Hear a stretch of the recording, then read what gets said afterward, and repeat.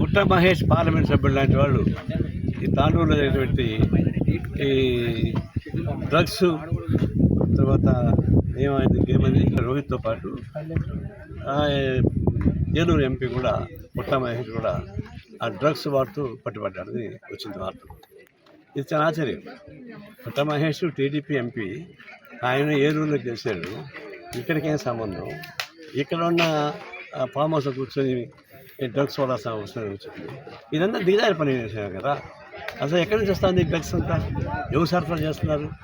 తాగేవాడిని పట్టుకుంటాం కానీ సరఫరా చేసేవాడు ఎవరు, దాన్ని తయారు చేసేది ఎవరు అని తెలియదు. మీకు రోజు అడ్వర్టైజ్మెంట్ వస్తాయి, అమితాబ్ బచ్చన్ హిందీ యాక్టర్, వాళ్ళంతా ఏం ప్రచారం చేస్తారు?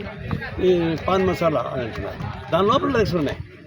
దానికి extra get one free one అని చెప్పి ఒకటి కొనండి, ఒకటి ఫ్రీ ఉచితంగా తీసుకోండి అని చెప్పి అది తీసుకొని దాంతోపాటు ఇస్తుంది, గుట్కా ఇస్తున్నారు. అందువల్ల గవర్నమెంట్ పాలసీస్లోనే నష్టం. అలాంటి గవర్నమెంట్ పాలసీ నష్టం వచ్చినప్పుడు ఆ గవర్నమెంట్ ప్రతిదీ గవర్నమెంట్ పార్లమెంట్ సభ్యుడు దాంట్లో పాల్గొనాలంటే అంతకన్నా విచారకరం. తక్షణం ఆ మహేష్ ఎంపీని సస్పెండ్ చేయమని తెలుగుదేశం పార్టీ కోరుతా ఉన్నారు.